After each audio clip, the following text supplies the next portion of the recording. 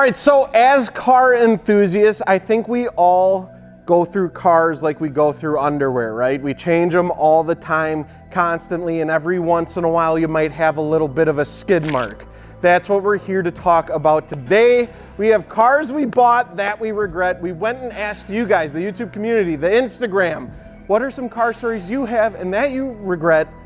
Let's get into it. This is gonna be a sad story. Don't forget wheels, tires, suspension at fitmentindustries.com. I'm gonna start off with mine. So, my car that I regret.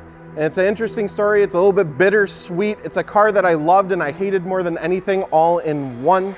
It was my 20th anniversary Emola Yellow GTI. Mark IV problems. If you have ever had a Volkswagen, you already know where this story is going. If you haven't had the terrible pleasure of owning a Volkswagen, buckle up. I traded my Jetta Sportwagen TDI, which was beautiful, EGR, DPF, delete, no rust. I was getting like 60 miles per gallon for this clapped out, panel bent, mismatched colored yellow GTI because 16-year-old me always wanted a 20th anniversary GTI. Soon after getting it, I learned about Mark IV problems. The battery terminals were completely corroded and held in with Phillips head screws. My windows rolled up and down when they felt like it, and then shifting from third to fourth one time during a pull, my radio flew directly into my hands. Every single time I turned on this car, I would have a new problem, whether the airbag light was turning on, the seat wouldn't move forward or backwards, or just plastic pieces would fall off the interior trim and I couldn't find where they were supposed to go, to finding double-sided tape used to hold wires together. It was a nightmare, but some part of me still loved it. All right, so hopping over to Instagram and what some of you guys said, we have E-Man P-Man 360. He says, my Impreza, because it's slow and I could have bought a Legacy GT Wagoon. Absolutely, I feel that. I owned an Impreza and I owned it for a month. It was extremely boring and I hated it.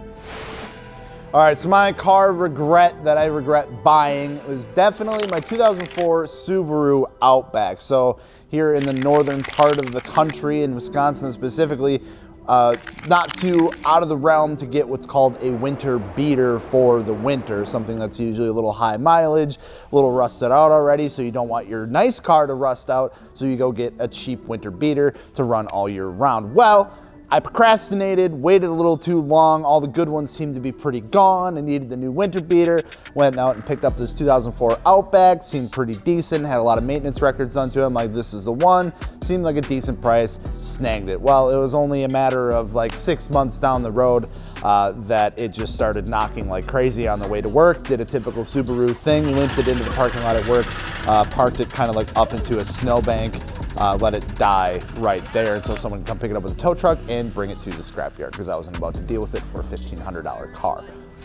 So that is my one major regret of a car buying. Just, you know, maybe should have done a little more research. Maybe should have listened a little harder because it was probably ticking before then and I just didn't really notice or maybe care because I just needed a car. So we're gonna take a look at the YouTube community, see what you guys had to say. My first 300ZX says Dran1324. Says, I love the Z32, but man, that car was terrible. Every time you fix something, something else goes wrong, and there are some issues that no matter how hard I try, I can't figure them out, and no one else can either. The fix for that car was to buy another 300ZX and use the first as a parts car. Sounds like that was just bad luck on the first one, but you know, glad it worked out for you on the second round.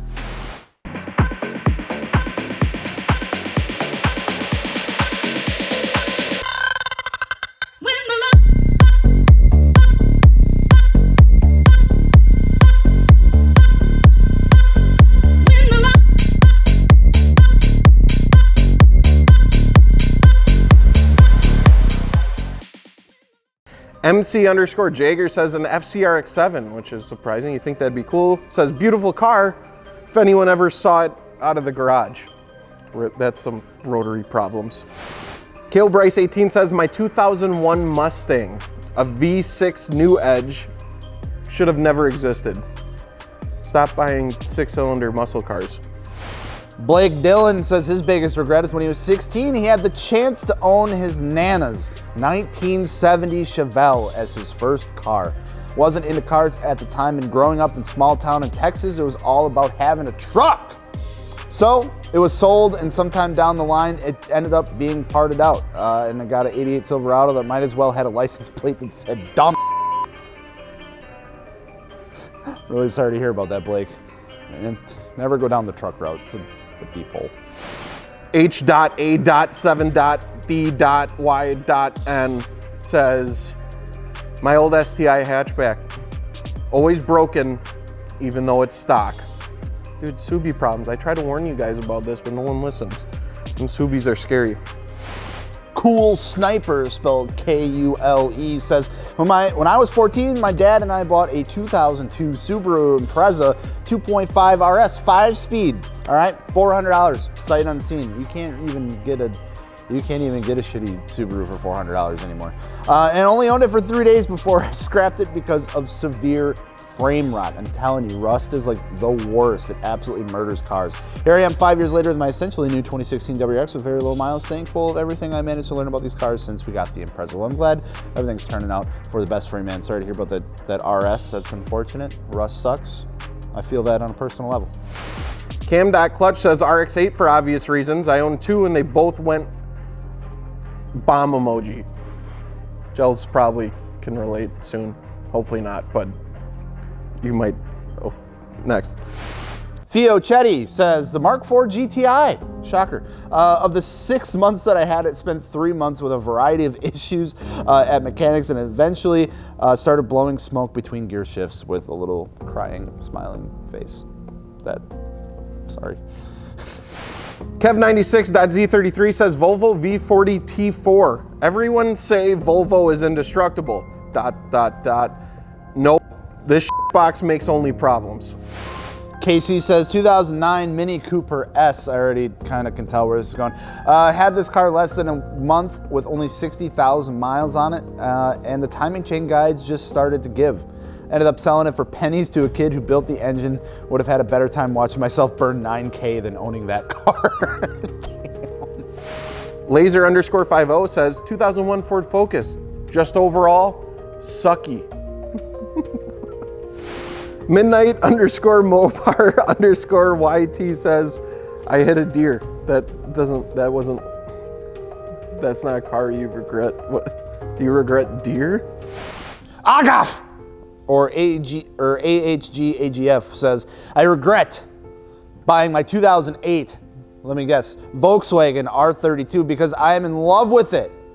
Wait, I've already spent all my money on repairing it, then bought a set of Rotiform BLQs from you guys. Oh, thank you. I regret buying it because I'm not going to sell it ever since I love it so much. VR6 is an incredible engine. That took a turn for the better, which I'm glad to hear about because, you know, sometimes things just do work out. And you know what? Agaf, good for you, man. Bet those Rotiforms look really good on there. Thank you very much.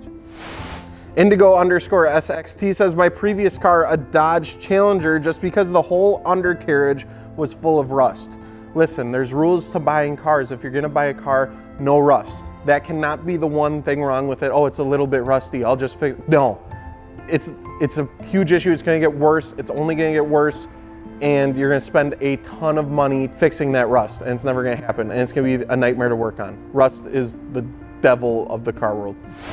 So if you missed out on this round of car regrets, feel free to drop yours down in the comments section below. Odds are we'll probably do another one of these in the near future. So if you want to get yours added in here or, you know, on the list of things to read over, drop it down in the comment below. And of course, don't forget to visit fitmentindustries.com if you're in the market for a new set of wheels, tires, or suspension. I'm Gels. We'll see you later. Peace.